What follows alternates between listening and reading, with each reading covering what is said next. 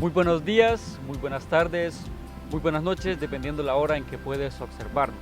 Te saluda Jorge López, soy director de un centro de desarrollo integral, también soy maestro de educación primaria y líder de generación emergente para el territorio occidente. Soy padre de familia y a diario surgen temas de mucha relevancia que es necesario podamos abordar.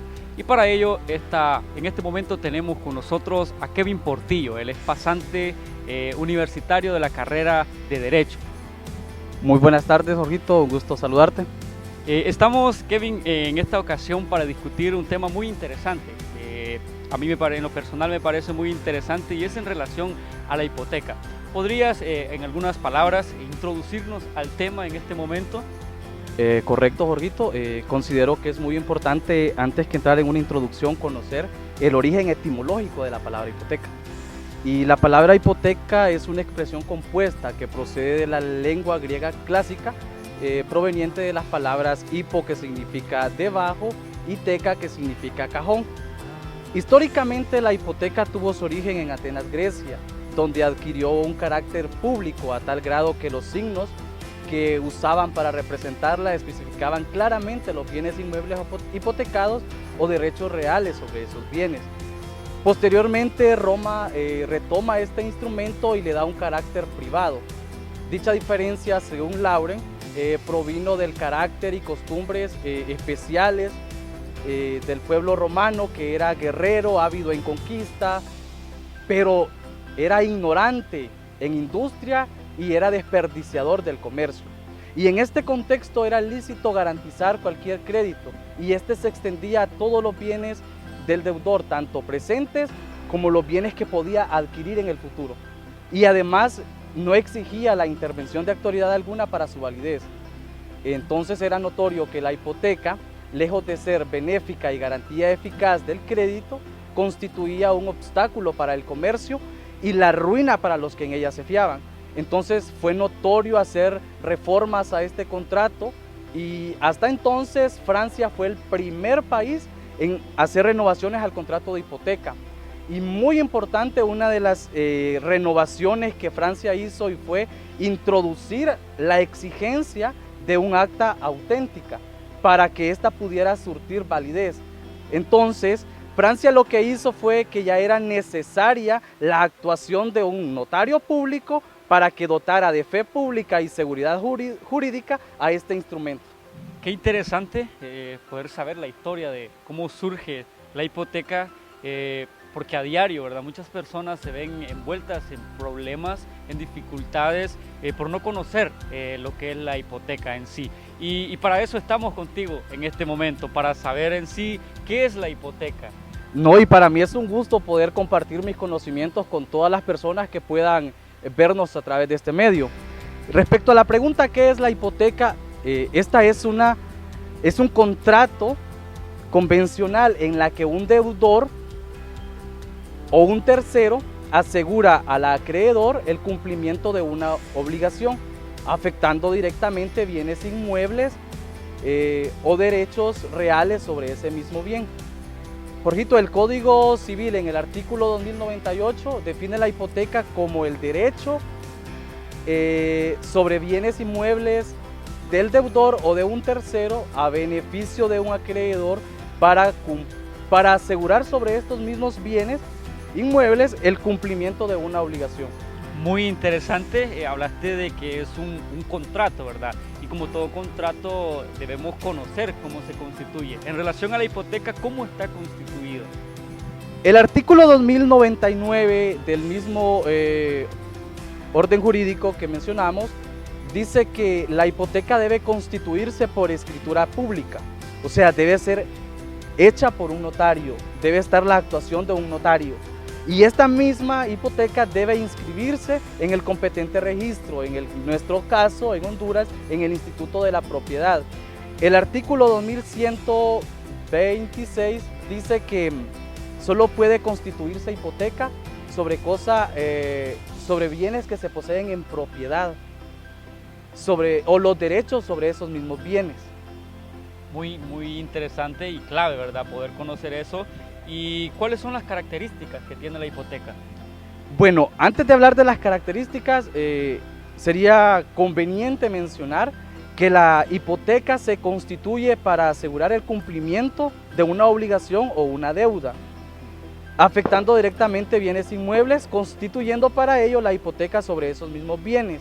Y para que esto surta es necesario que existan dos contratos. El primero, que es el contrato que da origen a la obligación principal, y el segundo, que es el contrato de hipoteca, por lo que este último resulta ser un contrato accesorio del primero. Hablar de características, tiene muchas características, pero vamos a mencionar cuatro, que es el número uno, que es un derecho real.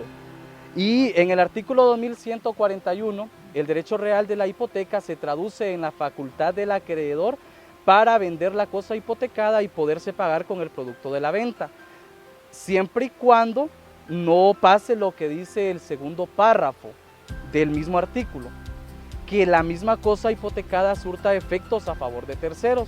En este caso, entonces, deberá hacerse una subasta con orden de un juez, con citación personal de todos los acreedores que tengan constituida hipoteca sobre este bien. Y estos van a surtir efectos en el orden que constituya según el remate del bien inmueble hipotecado. Muy interesante, Kevin Portillo. ¿Algo más que agregar en relación a esta pregunta? Sí, la segunda característica es de que la hipoteca es un derecho accesorio. Como lo dijimos anteriormente, está designada a asegurar el cumplimiento de una obligación principal, y siempre que ésta deja de existir, también se extingue la hipoteca. Y una tercera característica sería que es un derecho de preferencia, y la hipoteca le otorga al acreedor pagarse preferentemente con el producto de la venta del bien inmueble hipotecado. Y la cuarta característica es de que es un derecho indivisible, un contrato indivisible. Y el artículo 2103 del Código Civil dice que la hipoteca es indivisible y que cada una de las cosas hipotecadas a una deuda y cada parte de ella están designadas al pago total de la deuda y a cada parte de ella. Interesante cada una de las características, Kevin Portillo. Y una pregunta más, ¿solo hay un tipo de hipoteca o existen varios tipos de hipoteca? Según el abogado Reinaldo Cruz, hay dos tipos de hipoteca. La número uno es la hipoteca convencional, que esta se constituye por acuerdos de voluntades entre el acreedor y el constituyente, que puede ser el mismo deudor o un tercero. Y la número dos, que es la hipoteca legal, que esta se constituye por disposición de la ley. Y un claro ejemplo de la hipoteca legal sería la que establece el artículo 662 del Código de Procedimientos Civiles, que dice que en las adjudicaciones de propiedad de raíces que se le haga a los comuneros, durante el juicio divisorio o en la sentencia final, se entenderá constituida hipoteca sobre las propiedades adjudicadas para asegurar el pago que resulte del alcance en contra de los adjudicatarios. Una pregunta más, y que es algo muy clave, ¿verdad? Que todas las personas que nos ven puedan tener clara también, es qué cosas puedo yo hipotecar. ¿Puedo yo hipotecar lo que se me ocurra, lo que yo sienta ganas, lo que yo desee? ¿O hay ciertos parámetros que nos rigen en este aspecto?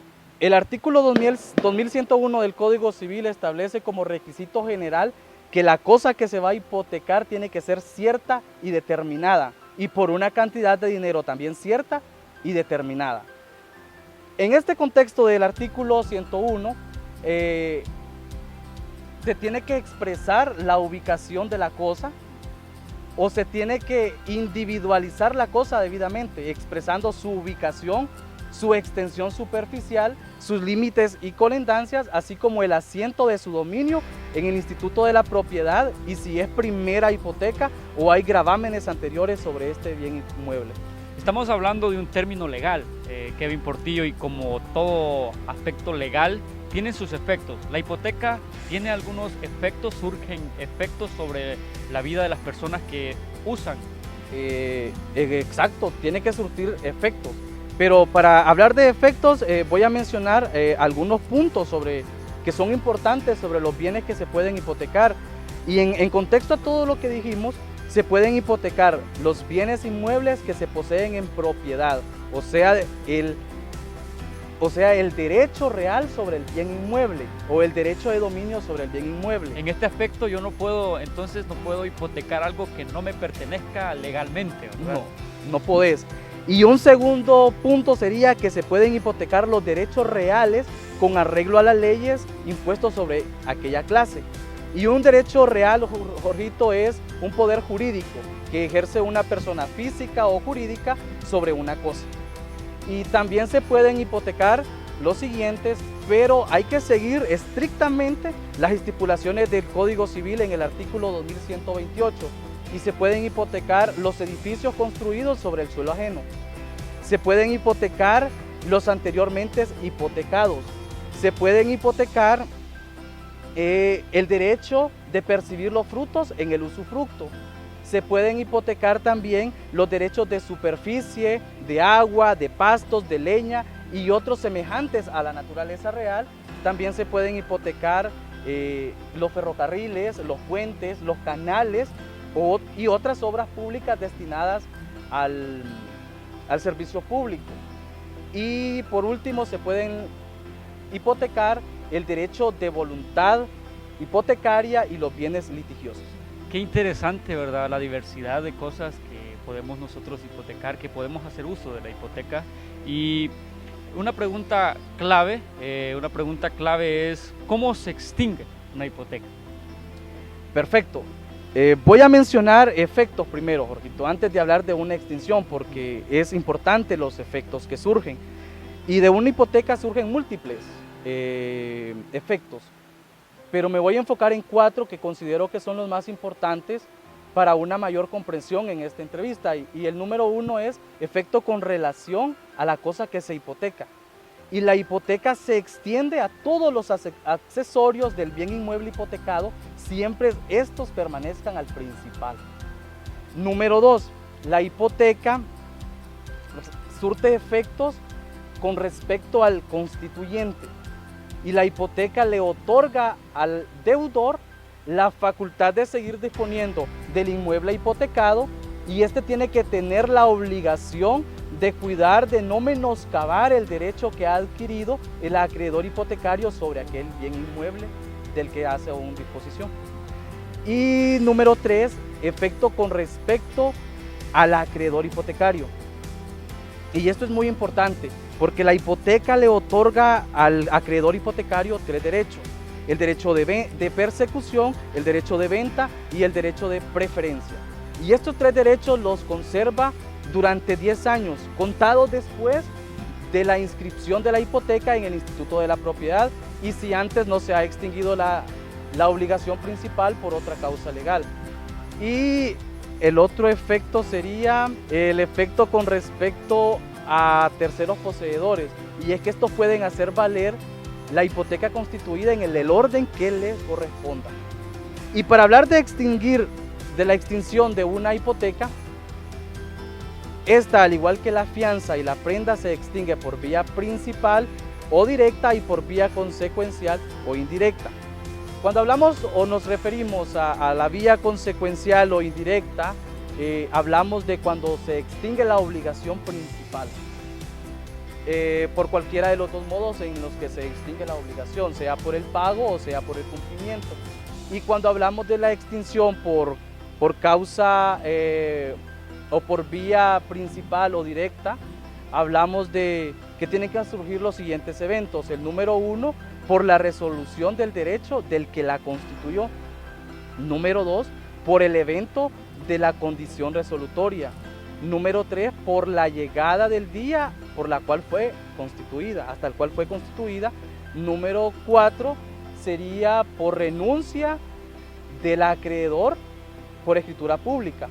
Número 5 sería por el traspaso o el transcurso de 10 años después de la inscripción de la hipoteca en el Instituto de la Propiedad.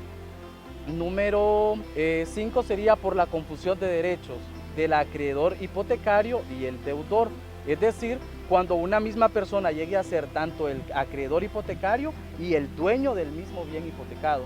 Número 6 sería por la prórroga del plazo el siguiente por el remate del inmueble hipotecado y número 5 por la expropiación por causa de utilidad pública del bien inmueble hipotecado.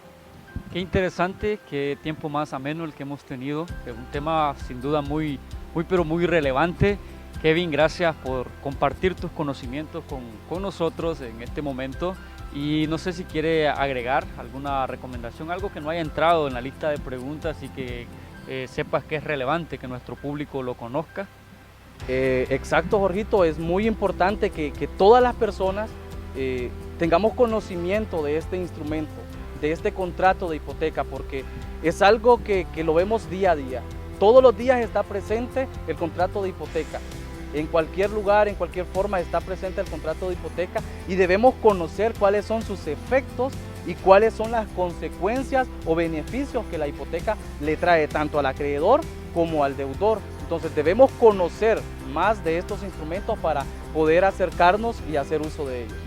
Perfecto, gracias por poder estar con nosotros y compartir este tiempo y gracias a todas las personas que nos observaron a través de este dispositivo.